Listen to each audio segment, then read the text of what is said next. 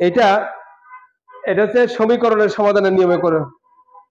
এটা আরো একটা সহজ পদ্ধতিতে করা যায় কিভাবে সেটা দেখি। ঠিক আছে, মনে করো x plus 1/x equal to 6। এখানে x এর লসাগু করে r গুণন করে তারপরে সাইড চেঞ্জ করে আমরা উৎপাদকে বিশ্লেষণ করে করতে পারি, তাই না? কিন্তু আরো একটা সহজ নিয়ম দেখো তো, x প্লাস 1/x যদি আমি মানটা জানি, তাহলে x মাইনাস 1/x এর মানটা জানি আমি কিভাবে জানি? x মাইনাস 1/x এর whole square equal to x plus 1/x এর whole square minus 4 into x into 1/x। সূত্রটা কি?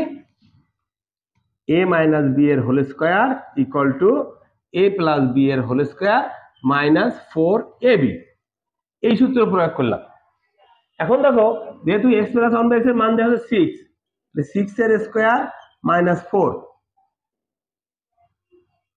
যেহেতু x x কেটে যায় 36 মাইনাস 4 ইকুয়াল টু 32। বুঝছো কিনা? 32। তাহলে আমি এখানে মান বসিয়ে দিয়েছি। আমার দরকার কি? x minus 1/x equal to root over of 32। ঠিক কিনা? Root over of 32।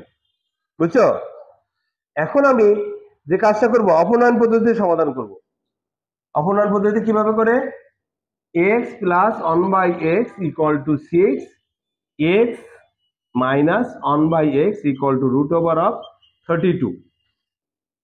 আমার দরকার x এর মান, যদি যোগ করি তাহলে 1/x 1/x কেটে যায়, রেডিয়েটে কেটে দিলে কত থাকে? 2x ইকুয়াল টু কত থাকে? 6 প্লাস রুট ওভার অফ 32। বুঝছো? 6 প্লাস রুট ওভার 32 বা x equal to 6 plus root over of 32/2।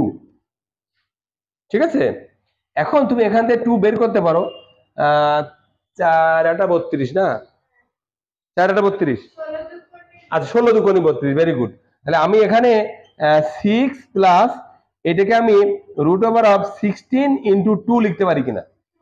ঠিক আছে, এটা একটা কৌশল। আর এখানে 2 থাকলো, ওকে, ইকুয়াল টু 6 প্লাস এই 16 যখন বাইরে চলে আসে রুটে তখন কত হয়? 4। তাহলে 4 রুট 2, 4 রুট 2 বাই 2। 2 দিয়ে যদি ভাগ করা হয় কত হয়? এখানে থাকে 3 প্লাস 2 রুট 2। অর্থাৎ x এর মান কত পেলাম? x ইকুয়াল টু, আলাদা রাশি তো, 3 প্লাস 2 রুট 2। এইটা আমার অ্যান্সার। বুঝছো?